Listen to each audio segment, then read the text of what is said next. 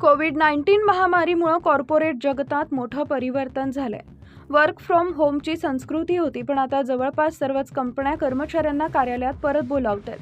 काही कंपन्या हायब्रिड पद्धतीनं आठवड्यातून 2 किंवा 3 दिवस काम करतात, तर काही कंपन्या आठवड्यातून 5 दिवस कार्यालयात येणं अनिवार्य करतात.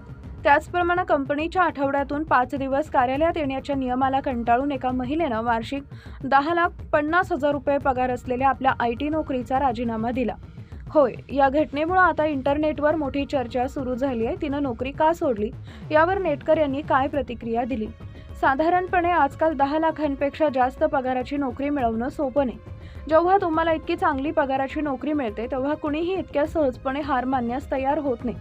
पण या महिलेसाठी तिच्या पगारापेक्षा मनःशांती आणि रोजचा प्रवास अधिक महत्त्वाचा आहे.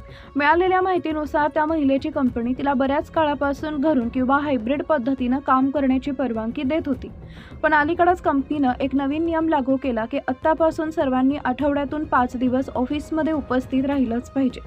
जेव्हा हा नियम लागू झाला तेव्हा तिला दोनदा विचार करावा लागला, कारण तिला घरून ऑफिसला जाण्यासाठी दररोज तासनतास नरक यातना देणाऱ्या वाहतूक कोंडींचा सामना करावा लागत होता. या लांबच्या प्रवासाचा आणि वाहतूक कोंडीचा तिच्या आरोग्यावर परिणाम होऊ लागला होता. ऑफिसला पोहोचण्यासाठी मला दररोज 3 ते 4 तास रस्त्यावर घालवावे लागतात. ही अवघड कामं मी घरून अधिक कार्यक्षमतेनं करू शकते, त्यामुळे मिळणाऱ्या पगाराच्या तुलनेत हा रोजचा प्रवास योग्य नाही, असं म्हणत तिनं नोकरीचा राजीनामा देण्याचं धाडस दाखवण्याचा निर्णय घेतला. तिने ही गोष्ट लिंक्डइन या सोशल नेटवर्किंग साईटवर शेअर केली. जेव्हा मालविका शर्माची पोस्ट सोशल मीडियावर व्हायरल झाली, तेव्हा नेटकर यांनी तिला पूर्ण पाठिंबा दिला. त्यांच्यापैकी 90% कमेंट केली आहे की तुम्ही घेतलेला निर्णय 100% योग्य आहे. बंगळूरच्या वाहतूक कोंडीत दिवसाचे 3 ते 4 तास वाया घालवण्याऐवजी घरून काम करता येईल अशी दुसरी नोकरी शोधणं अधिक चांगलं होईल, असा संताप अनेकांनी व्यक्त केला.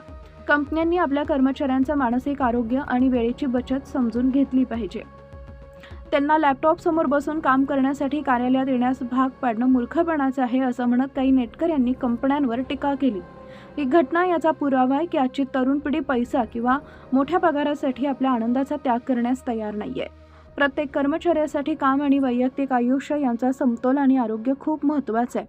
कंपन्या कर्मचाऱ्यांची ही समस्या समजून घेतील आणि भविष्यात अनिवार्य नियम शिथिल करतील की नाही हे पाहणं बाकी आहे. मालविकानं घेतलेल्या या धाडसी निर्णयाबद्दल तुमचं मत काय आहे? कमेंट नक्की करा.